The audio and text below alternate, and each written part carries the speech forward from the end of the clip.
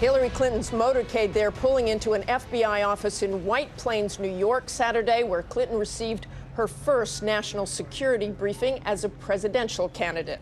Both she and Trump must prepare to take the reins in the fight against ISIS well before stepping into the Oval Office.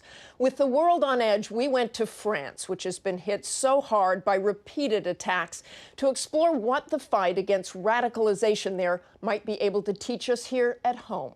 We found a nation deeply divided and a cultural war over, of all things, swimwear, causing dangerous new rifts. Late August, the height of France's sacred summer break. But these waters are roiling with bitterness and cultural division. This week, tensions centered on Muslim beachwear, the so-called burkini.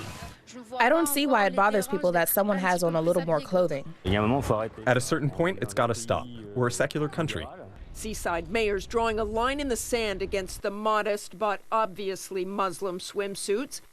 A massive beach brawl after tourists took surreptitious snapshots. That viral photo showing police officers forcing a middle-aged woman to remove it in public.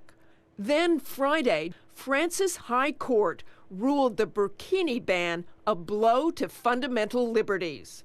Burkini is an effect. It's not the cause of the problem.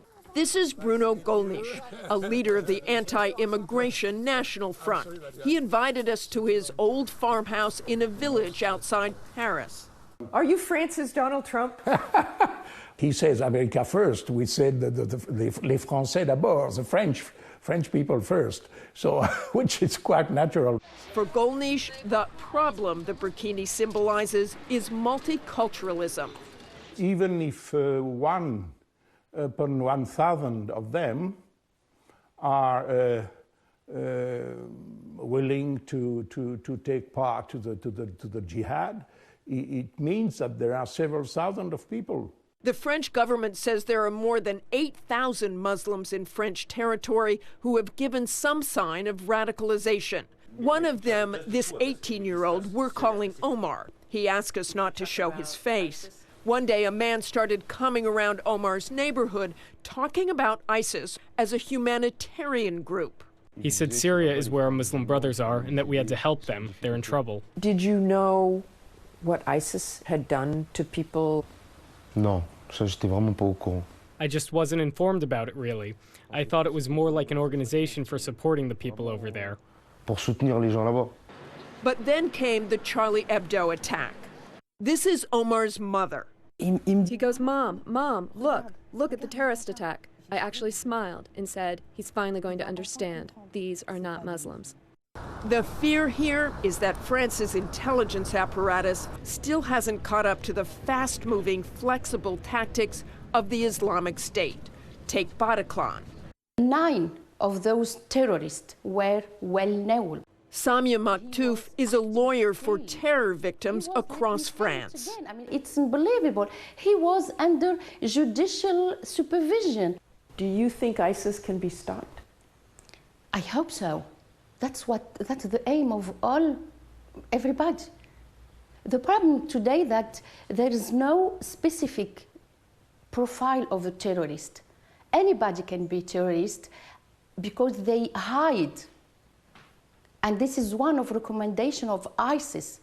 That sums up much of the concern over welcoming war-weary Muslim refugees.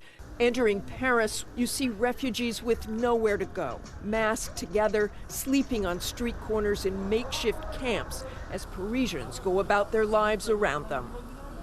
Just a few subway stops away, battle-ready soldiers at France's most iconic landmarks, the Eiffel Tower, Notre Dame. We finish our trip with a visit to the home of another prominent French politician, this time centrist Senator Nathalie Goulet. Islamophobia, scares me a lot. The people that are fighting on the beach for a swimming suit, it's crazy. It's like a civil war atmosphere. She warns that the rhetoric and division could have lasting effect. With the kind of speech, the kind of atmosphere we have in this country, it's very easy for ISIL to say, see, you are French, but it's not your country. your wife, your sister, your mother, they are not respected. ISIS has a stated goal in the West: eliminate the gray area, that space where Muslims can feel fully Muslim and fully French, or British, or American. Goulet worries some Western policies may be aiding in that goal with deadly consequences.